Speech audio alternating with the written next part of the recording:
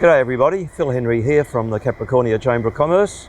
Here this wonderful morning down on the Capricorn coast with President of the Chamber, Jason Foss. How good is it down here this morning, eh? Life's all right, isn't it? Just finished off a coffee, and not a bad part of the world to be having it either, just quietly. Exactly right.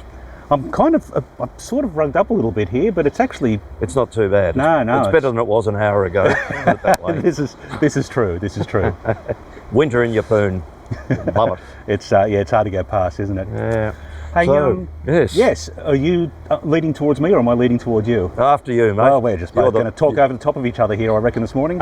So, it's a finely tuned machine. In our last video, we promised you that we would have a better look at the Queensland Small Business Strategy, and we did indeed do our homework. We've done it. I've got it in front of me. Yeah, well, I've used this rather than bits of paper. Yeah, but, you're a very modern person, Jason. Well, I tend to use this a lot because I can't read my own handwriting anyway. So if I type some notes, I've got half a chance of figuring out what I wrote or what I typed, as the case may be. It's a highly professional operation. This one. Well, we're all over it. We're right. Yep. So After Phil, you. After me. All right. Well, I guess I'll summarise it to start off with, and then we'll lead into some thoughts. I'll put a link in the description above or below this video to where you can read this for yourself. But the Queensland Small Business Strategy that was released a couple of weeks ago now is basically broken into four key areas, or four focus areas they refer to them as. So focus area 1 is lowering costs for small business. Focus area 2 is boosting opportunities for small business. Focus area 3 is building business resilience, capability and workforce. And focus area 4 is growing diversity. So at the top level, those four focus areas to me seem completely appropriate and reasonable. But of course, the devil's often in the detail, and also the devil's in the delivery as well of that strategy. Yeah, fair enough. So what do you reckon, Phil? I'll just pick a couple of specific bits out, Jason, Sure. if that's all right. Yep. So out of the focus area 2 about increasing the opportunities, this one really appeals to me. Deliver an action plan and dedicated small business procurement advisor. Now, you've probably heard us in earlier podcasts talking about local business getting work on major projects. So anything that the government can do to help bridge that gap between what you might call it, your mum and dad operators, sole traders, stuff like business, that, all the way up to your tier 1s and in between, to make that a bit easier for people to actually understand the process. They also talk here about simplifying the process, and those tenders are shocking. So to the extent that they can fix that, yes. would be really good. Next one, in the same focus area, so refreshed small business grants program. Now, they are very helpful once again for your very small businesses. Yep. To help address any particular issues that you might be facing. I do remember when they were launched pretty much immediately post-COVID, I think, is when they started. That's when I first saw them anyway, in the wake of when COVID lockdowns first happened. They were very useful for helping a lot of smaller businesses get moving and get some stuff done to help deal, and that comes into the building resilience side of the strategy as well. It was a little bit restrictive at the time. So once upon a time, I don't know if it's changed now, but in those earlier grants, sole traders couldn't get access to those grants. That's right. And I spoke to a number of them in that time who were in desperate need of them and could certainly have used them, but because they were legally a sole trader, didn't qualify. So it's great to see these being re-energised, but hopefully sole traders and those micro businesses and smaller businesses can still qualify for them in some way, shape or form. Yeah, no, good point, Jason. Onto that next focus area about resilience, and the other words, resilience, capability and workforce. The other words. Exactly right. The one I'd like to pick out here, because we do have this service available here, and that's the support for small business on mental health, and particularly the Small Business Financial Counsellors program. So that's excellent service. That's Sharon Kingston in this part of the world, and she does a magnificent job in delivering those services. Totally. Yep. Also John Lacey, for those who are behind the farm gate. So John focuses on the rural and everything, and then sector. Yep. And Sandra O'Neill. Now Sandra's based in the sunny coast, but she comes up here, and she's the one focused on mental health. So if the the strain of running your businesses is starting to impact on you like that, well, Sharon's the person to talk to. Yeah, it's such a valuable service that there's probably more demand than they can cope with, I think, at the moment, which is, a bit of a sign of the times too. But the fact that, there's a commitment here to continue with that service is excellent news. It's very useful.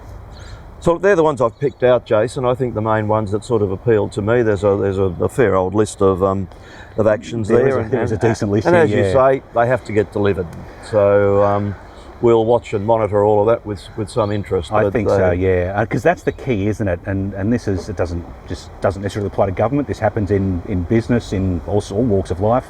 Having the strategy is great, but if you don't deliver on the strategy, then it's a wasted piece of paper. Yeah. So.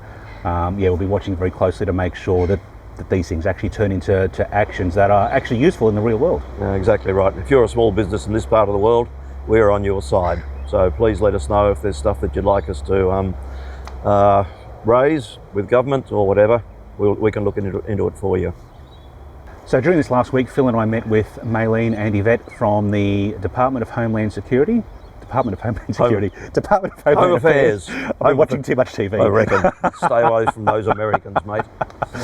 Department of Homeland Affairs, which was not the Department of... That's probably why when they first called me, I was got a bit nervous. I was like, what have I done? They're on to me. But no, seriously, they're from a section called BIRO, which is Business Industry Regional Outreach. I think is the acronym. But specifically, what they're engaged in is helping bridge some of the gaps. If you're looking to import skilled labour from overseas, they can provide some information and resources to help with that. Because if you don't know what you don't know, it can be a bit of a minefield. Yeah. And we discussed the possibility of possibly doing a little bit of an event, workshop, info session kind of thing.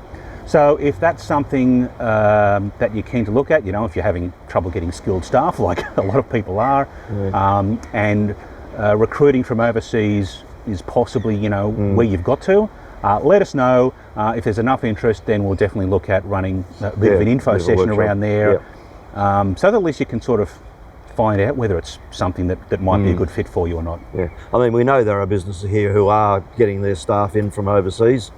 Simply because there's insufficient supply here. So this is quite a good service. They're based in Brisbane rather than Canberra, so they are kind of regional. They know. Well, they found their way up here, so that's all right. They know where regional Queensland is. So apparently they come up here a couple of times a year. It's not something we'll be doing next week or the week after, but yeah. But once again, if that's something that appeals to you, just get in touch with us, and we'll start to organise something.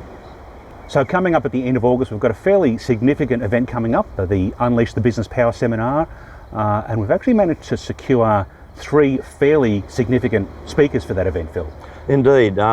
We've got John Hale. We had John up here last year, you might remember, from a very, very good workshop in Rocky. Yep. We've got Damien Morgan from the CQ Today group, newspapers, talking about marketing, and a lady called Catherine Malloy, who I think is talking about workplace culture and that sort of thing. So there.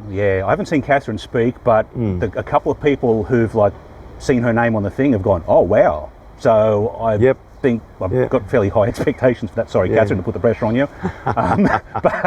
We're looking at 3 fairly significant recognised speakers on the circuit. It's a full day seminar, a bit of a trade fair as well. Yes. On the 29th of August. It's down Yeppoon. I was going to say, importantly, early bird tickets finish at the end of the month. So we're recording this on the 21st, so you've got 9 days to get your early bird tickets. Get onto the website, hit the events page. 9 days time, early bird pricing will finish. So I would jump on those tickets now before the price goes up on the 1st of July. Indeed. There's tables for 10 too, if you want to buy a table of 10 and invite some clients down or your staff or something like that.